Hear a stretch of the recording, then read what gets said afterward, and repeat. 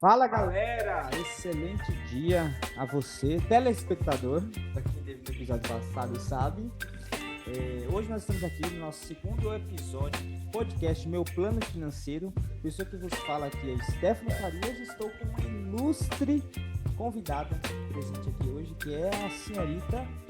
Se apresente, por favor. Ana Paula Pina, convidada, Stefano. Ou melhor dizendo, a co-host ou host, não sei quem é quem aqui, mas ela está aqui, isso que importa, né? Exatamente, estou aqui. Hoje a gente vai falar de um assunto muito legal que ficou pendente no episódio passado, né? Sim, mas você esqueceu da parte mais importante. Meu nome? Depois. Tá vendo, gente? Isso aqui não é nada combinado. Eu não sei nem o que eu tô esquecendo. Não, Ana Paula Não. Pina, esposa do Stefano. Ah, exatamente, Ana Paula Pina, esposa do Stefano, é isso aí. É isso aí, galera. Brincadeiras à parte. Hoje o nosso tema é dinheiro a dois. Como organizar a, o dinheiro, a vida financeira do casal ou da família. E É a isso pessoa que vai falar aí. aqui hoje, a Ana Paula, tem muita experiência, pois, afinal, são 3 anos atendendo como planejadora financeira. Já foram centenas, se não me falha a memória, de pessoas que ela já atendeu e de famílias também, ensinando essas pessoas a como controlar e organizar melhor o seu dinheiro. Isso mesmo. Já foram vários casos que passaram aí por esse período aí de acompanhamento, já vai fazer quase 4 anos, agora em agosto, completa 4 anos de atendimento e já passei aí das 100 famílias atendidas, vamos colocar assim, né? Por mais que em alguns casos eu acompanho apenas a esposa, ou às vezes é só apenas o esposo, mas a gente faz ali o planejamento da família mesmo assim. E hoje, né, para dar continuidade até mesmo ao episódio passado, a gente vai falar um pouquinho mais sobre como eu e o Stefan organizamos as nossas finanças, em casal agora, né? E vamos falar um pouco, né, de como vocês podem organizar. No episódio passado, o Stefano chegou até a comentar que por mais que a gente se organiza da seguinte forma que a gente vai explicar aqui para vocês, isso não significa que essa é a única maneira de organização. Porque o planejamento, ele é feito de pessoas para pessoas, e pessoas são diferentes. Então, isso existe formas que você e seu parceiro, ali pode, ou parceira, pode estar ajustando e vendo o que fica melhor no caso de vocês, né, Stefano? Exatamente. E é importante a gente falar isso na questão da experiência, porque às vezes você que escutou o primeiro episódio, ou você que está chegando e tendo contato pela primeira vez com o podcast, nesse episódio, nós falamos nesse episódio passado que somos casados há 6 meses, e às vezes a pessoa pode pensar assim, eles falam com essa simplicidade porque casaram agora. Sabe a famosa desculpite, né? Que é a desculpa.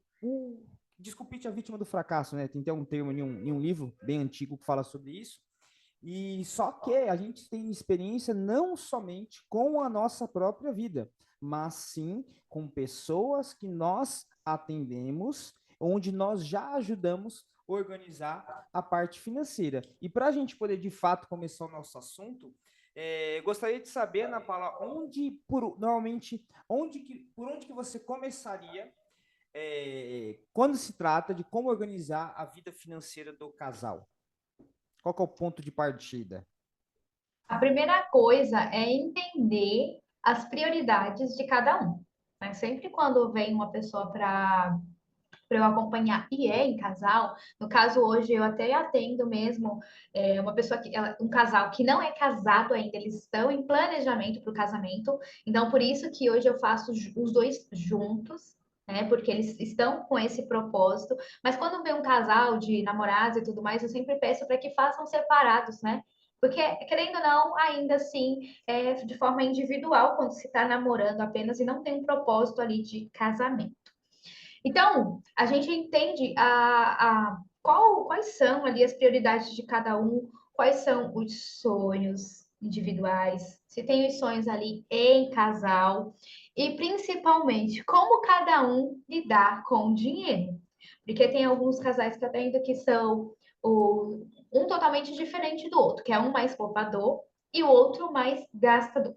Já tem um outro perfil que são os dois gastadores. Já tem um outro que os dois são poupadores. Então a gente precisa identificar qual que é esse perfil. Inclusive, eu faço até um teste de perfil financeiro nos acompanhamentos, que é bem legal, o pessoal curte bastante quando eu faço esse teste, porque a gente ali, de uma forma bem espontânea, consegue identificar alguns pontos que a gente pode melhorar, sabe? E aí identifica qual que é o perfil. Então, quando a gente tem essa consciência de como eu reajo, como eu lido com o meu dinheiro e como o meu parceiro lidar com o dinheiro, isso facilita muito, porque eu vou entender que o meu perfil financeiro é diferente dele e a gente precisa respeitar um ao outro. E se um é diferente do outro, vocês têm que entrar num acordo para aprender a lidar com isso, porque uma frase, né, que é bem comum. Depois que casa, não significa que a pessoa simplesmente ela vai mudar. Então, se você casou com uma pessoa que tem um perfil gastador e você já sabia disso,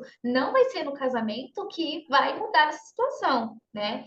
Então, entender isso, que existe essas formas diferentes de lidar com o dinheiro, isso já acaba facilitando, porque você consegue dialogar melhor, ali quando o assunto é dinheiro, para que não torne aquele momento que você vai colocar a sua opinião, né, falar o que pode ser melhorado para aquela pessoa, que não seja um momento de briga. Então, nenhum casal mesmo que eu acompanho que tem essa diferença de perfil financeiro, quando eu sugiro que ela vá falar alguma coisa que ela não gostou, a gente tem que saber lidar. Então, acho que a primeira coisa, Stefano, é entender. No caso, eu e você, como a gente tem esse perfil financeiro bem parecido, acaba facilitando, né? Sim, eu acho que o mais dificultoso são quando as pessoas têm perfis opostos, porque acaba acontecendo que a prioridade para um é diferente do que é prioridade para outro, por causa do perfil. E é claro que quando se trata dessa questão do perfil, não existe o certo ou errado. Ah, o Isso poupador é mesmo. melhor do que o gastador. Não, não existe isso. Existe o quê? Tendências. Às vezes a tendência do poupador por exemplo, é querer gastar menos. A pessoa gosta de sair pouco porque ela prefere economizar e aí acaba fazendo com que ela prefira investir do que aproveitar o momento. E às vezes a tendência do gastador, por exemplo, ela não pensa, ela acaba fazendo muita compra por impulso, ela acaba dando na telha, vou no shopping, vou fazer uma viagem, e o ponto de tudo isso não é qual o melhor perfil, mas sim o equilíbrio entre os perfis. Porque também não adianta a pessoa ser poupadora, ela pensar somente no futuro e não aproveitar o presente, e a pessoa gastadora aproveitar só o agora e não pensar no futuro. Tanto que tem um livro muito bom que eu já li 2 vezes, que é um dos meus livros preferidos de finanças, que é do autor Gustavo Cerbasi, que é um livro chamado A Riqueza da Vida Simples, que ele mostra que é possível você viver bem, gastando, digamos assim, pouco, sem você ter demasiada ostentação, né? E essa questão do casal é muito importante justamente isso, a questão da comunicação, né? Porque acaba acontecendo que muitos casais não se comunicam em relação ao dinheiro e quando se comunicam acabam brigando, né? Tanto que tem uma pesquisa muito antiga que fala que, né, que mais de 60, 80% dos casamentos acabam por problemas financeiros. Isso é um dado que muitas pessoas conhecem e outras desconhecem. E a pessoa pensa assim: ah, então a maioria dos casamentos acabam por problemas financeiros, então é por causa da falta. E não necessariamente. Às vezes, o excesso também faz com que acabe o casamento. É claro que a gente está falando de um fator só, existem diversos outros, mas não é só a questão do quanto ganha, mas sim como a pessoa lida com o dinheiro que ela tem. E por às vezes acabar existindo muita divergência entre modelos de pensamento, entre diferente perfil, acaba gerando muito atrito. E aí, quando a pessoa vai conversar sobre dinheiro, ela não senta, sabe conversar com um parceiro, com a parceira. Ela acaba brigando. E aí nunca se consegue conversar sobre o futuro, nunca se consegue falar sobre dinheiro, porque a pessoa só briga. Você acaba de me lembrar até mesmo, a gente pode ter um episódio para falar sobre comunicação, até mesmo trazer alguém que possa até falar melhor do que isso sobre comunicação, né, Stefano? Que é Perfeito. uma base. É a base de um relacionamento é saber se comunicar, né? Exatamente, exatamente. Então, Pode pode falar. continuar. Então, eu vou falar. Então, depois de entender essa questão de quais são, qual que é o seu perfil financeiro, o perfil financeiro do parceiro, e entender que a comunicação, ela é importante, agora a gente entra na questão de organização mesmo, né? Como que a gente vai organizar as finanças e entrar num acordo. Então, no nosso exemplo aqui, que agora a gente pode falar mais sobre isso, no nosso caso, quando decidimos que iríamos nos casar, a gente já tinha definido que tudo seria nosso, que tudo que a gente construiu a partir do momento que a gente casou seria nosso agora, certo?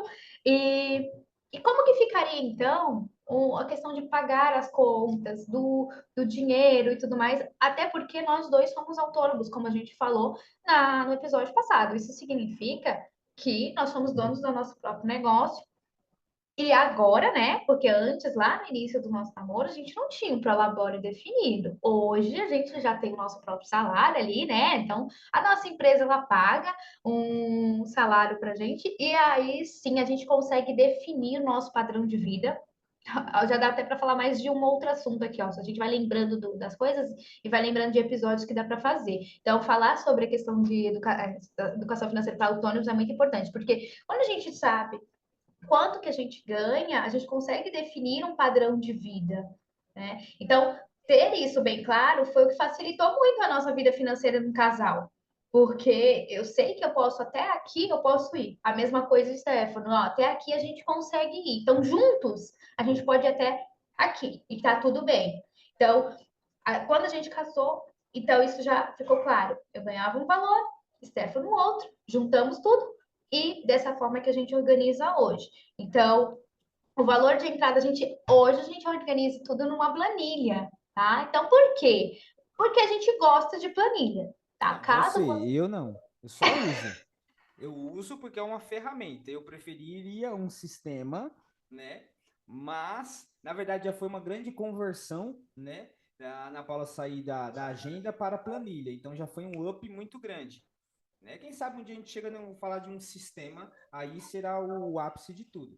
eu sou Mas, a analógica do relacionamento. relacionamento. Gente, eu adoro caderno. Para quem não sabe, eu tenho até um planner financeiro. Se vocês querem saber mais sobre o meu planner, inclusive entre nas minhas redes sociais, Ana Paula Pina Finanças. Lá vocês vão ter mais informações sobre ele, tá? Então, para quem gosta de caderninho como eu, inclusive eu tenho até hoje os meus caderninhos aqui para eu organizar minhas finanças. Adoro. Mas hoje a gente utiliza aí a planilha, porque, gente, eu gosto e é fácil, para mim é simples. Então, para a gente ter essa visualização, e eu gosto de detalhes, tá? E também outra coisa importante, não significa que você precisa ter todos esses números ali na ponta, tudo bem anotadinho. Mas no começo eu acredito que isso seja importante sim, tá? E outra coisa, É, né? Você não tem que gostar de usar planilha ou não, ou gostar de usar caderno ou um sistema, né? Porque todo adulto é chamado a fazer aquilo que não gosta. Se a gente fizesse só que gostasse, estaria todo mundo ferrado na vida, né? Porque a maioria das pessoas não gosta de acordar cedo, bem provável você não gosta no seu parceiro ou parceira de alguns defeitos, mas você escolheu assim, então acaba tendo que lidar com isso. Então a gente não faz somente aquilo que a gente gosta, né? Então, esse primeiro ponto da planilha, ele ajuda você a organizar a questão da sua estrutura financeira, né? Então, até mesmo antes disso, é interessante entender como que você enxerga a sua relação de casal em questão de dinheiro. Cada um tem o seu dinheiro, ou tudo que a gente ganha é dos dois, que aí a gente começa a entrar em estrutura bancária. E a gente fala isso por quê? Porque tem diversas pessoas que não sabem o quanto o companheiro ou a companheira ganham. Não sabe quanto que é o salário, o quanto que entra, quanto que entra, e acaba dois seres vivendo na mesma casa, mas não conhece as finanças da outra pessoa. Às vezes tem casos de pessoas que tá devendo uma graninha aí de dezenas de milhares de reais e a outra pessoa ela não sabe. Às vezes a pessoa fez um empréstimo para um amigo, fez um empréstimo para poder comprar um carro para a mãe, como eu já vi casos de pessoas que pagavam um apartamento para a mãe escondido da esposa, e a esposa não sabia, que entra naquele processo que nós falamos anteriormente de separação, que isso acaba entrando no ponto de traição financeira, né? Então, a questão é como que é a sua estrutura bancária. Vamos falar sobre isso, Ana Paula. Sobre estrutura bancária, como que a gente definiria uma estrutura bancária? É claro que existem diversas formas, né? Mas como que a gente falaria de estrutura bancária para quem conhece pouco sobre educação financeira e gostaria de melhorar as finanças do casal? Perfeito. Então, uma das coisas que podem ser feitas, né, é definir assim: você pode ter uma conta bancária, o seu esposo ou esposa pode ter uma outra, e os dois podem ter uma conta conjunta, né? Hoje existe, né, Stefano, alguns app aí de bancos que possibilita essa facilidade de ter a conta conjunta. Hoje, nós ainda não temos essa conta conjunta para movimentação de pagamento de contas e tudo mais. Temos apenas a de investimento. Então, que não é comum, né? A conta de investimento. Então, você separar, ter essa noção de o que é meu, o que é do outro, caso vocês prefiram assim, e numa conta conjunta, vocês colocarem ali o que vai ser pago, o que é relacionado ao casal, tudo que for. Então, um exemplo, conta de água, luz, internet, essas coisas que são de comum, vocês colocarem naquela conta e de acordo com os pagamentos, pode deixar fazer com que um fique responsável por aquela conta, e aí vai administrando, e vocês definirem um valor, se vai ser meio a meio, né, 50-50, ou se vai ser um valor proporcional. Um exemplo de valor proporcional é, se a mulher ganha mais, então ela acaba que pode ser que vocês entrem em um acordo de ela vai pagar algumas contas a mais, ou vice-versa, o homem ganha mais, ele vai pagar ali algumas contas a mais. Então, essa é uma das formas que vocês podem estruturar ali a questão bancária para ser uma forma de organização. Então, cada um tem uma conta que vocês vão administrar ali, as outras despesas pessoais que cada um tenha, e uma única conta ali dos dois para fazer essa administração da casa, vamos colocar assim, né? A organização da casa. Como a gente falou, existem outras formas, e o Stefano também tem uma outra forma aí para explicar para vocês de como fazer isso.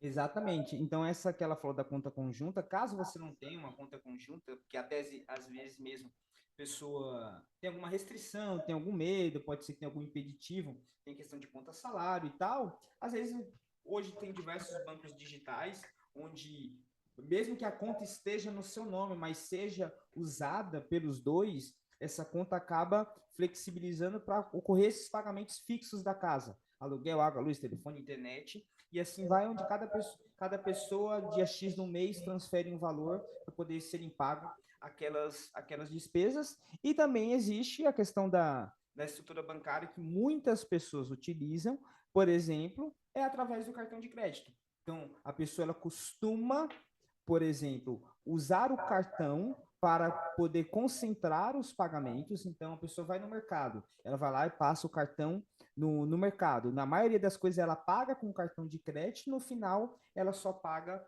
a fatura, mas ela faz um diagnóstico do que foi gasto, né?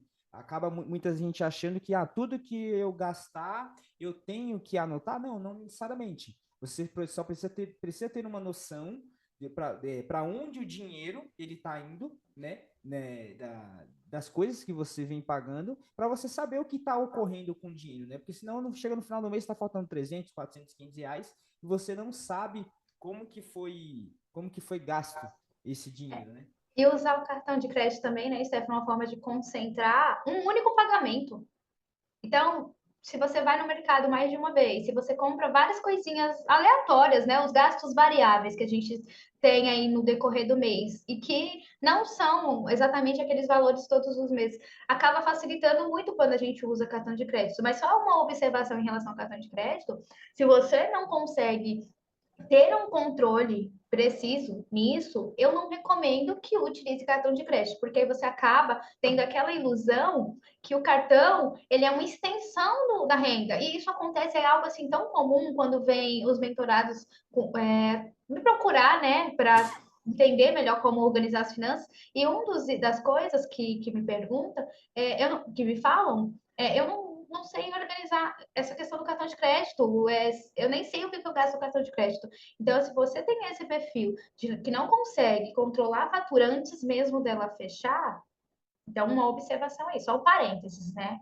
Para esse casal que não consegue ter controle. Caso você consegue ter esse controle, o cartão de crédito é uma ferramenta maravilhosa para auxiliar na organização. Exato. A Ana Paula é a pessoa aqui que defensora do cartão de crédito, porque eu particularmente não costumo usar, igual eu falei no episódio passado, mas é uma ferramenta muito boa. É igual a ferramenta. A ferramenta ela é nula, na realidade. A ferramenta ela é nula. Se vai fazer com que ela seja boa ou ruim, depende da pessoa que está utilizando essa ferramenta. Então, o cartão é a mesma coisa. Deve-se tomar cuidado? Com certeza. O juros rotativo do cartão de crédito no Brasil é o maior juros que existe no mundo. Então, um dia que você deixa de pagar, os juros é absurdo que você vai pagar a mais e muitas pessoas acabam pagando atrasado. Tem pessoas que vão lá e pagam o mínimo do cartão, que é aí onde começa aquele efeito de bola de neve, de juros sobre juros, onde a pessoa acaba se tornando inadimplente por não saber usar a ferramenta da maneira adequada. Sim.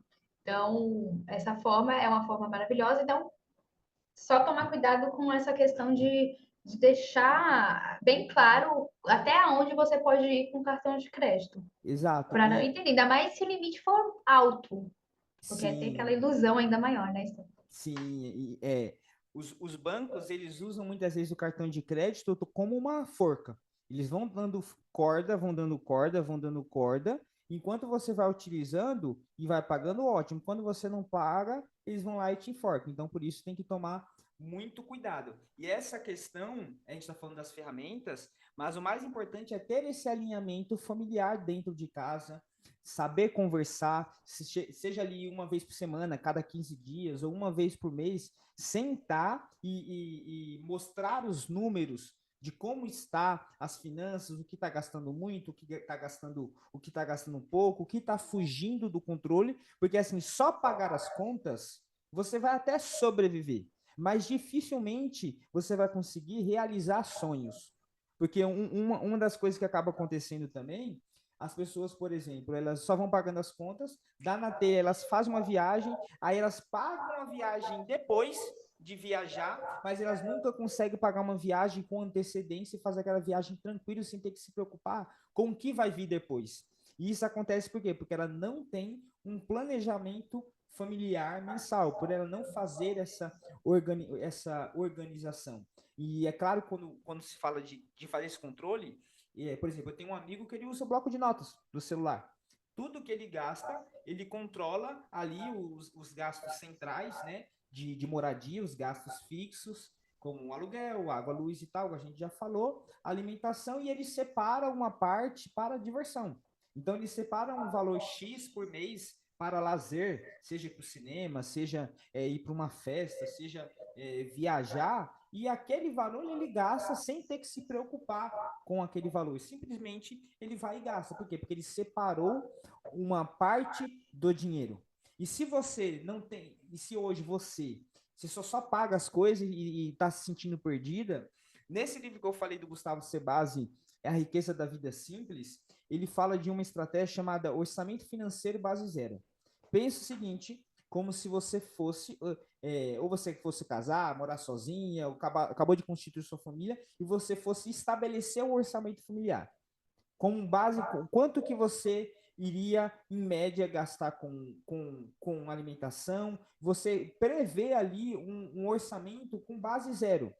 Partindo do ponto zero, quanto você gastaria com cada coisa na sua casa, com a sua família, para você poder ter o seu estilo de vida.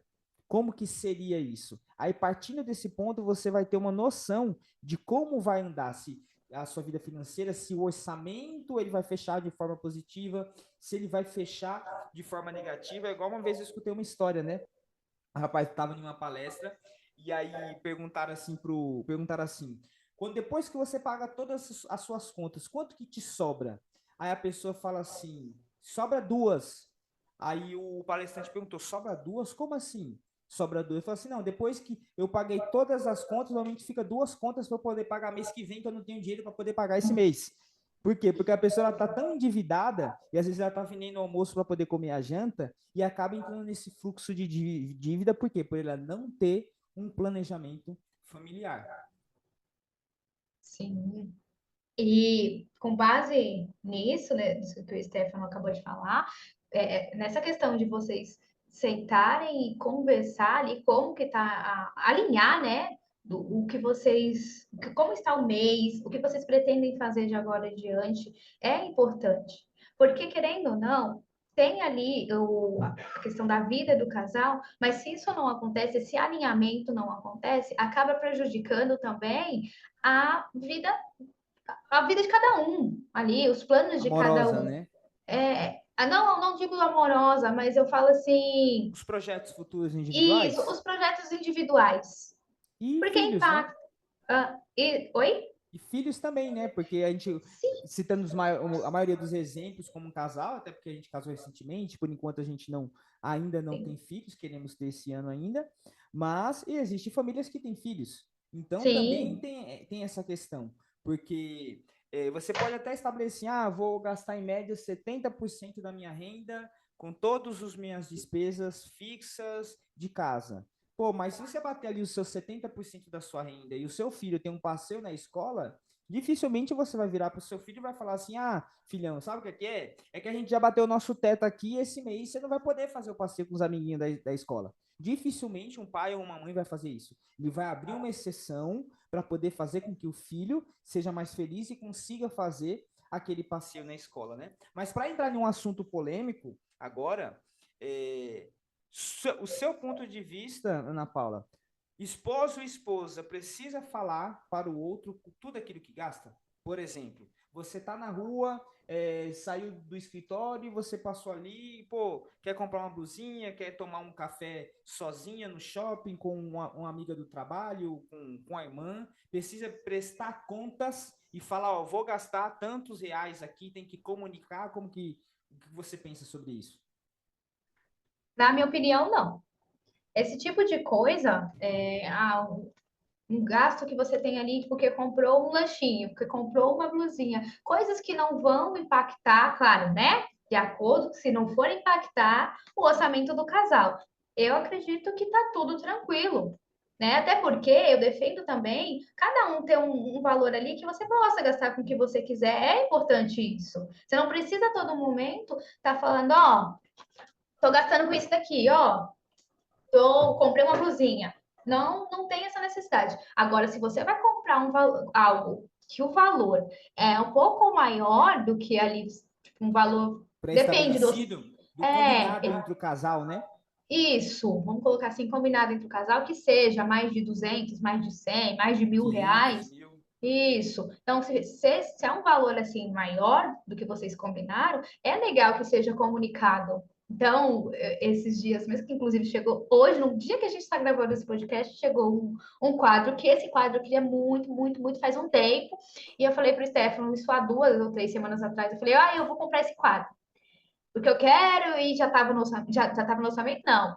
Já estava previsto de comprar e tudo mais, e esse quadro custa mais ou menos 250, R$ 200.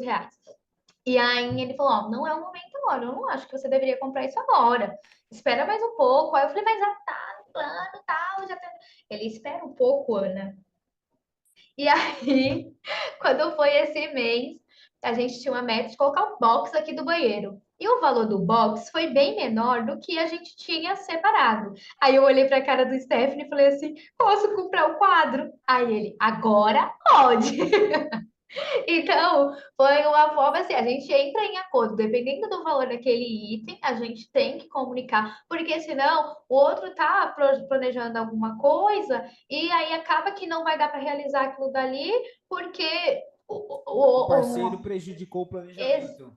prejudicou o planejamento. Então, por mais que vocês podem ser que tenham dinheiro, cada um tem o seu dinheiro e aí vocês dividem as contas, é importante ter essa comunicação mesmo. Tá vendo? Tudo se baseia na comunicação, né? Exato. Então, comprar uma casquinha no McDonald's não precisa. Agora, se for para comprar um PlayStation 5, aí É tem que importante falar. conversar. Até porque saber se a mulher também tá vai autorizar colocar um videogame, né? O saco é um videogame, né, gente? Vai dar, Brincadeiras, vai dar brincadeiras, briga claro. vai dar briga na maioria dos lares brasileiros, isso daí. Exatamente, mas seria legal ter essa, né? Não precisa estar todo momento prestando conta um para o outro, até porque é uma exceção de saco, né? E ninguém e também não é pai nem mãe, né?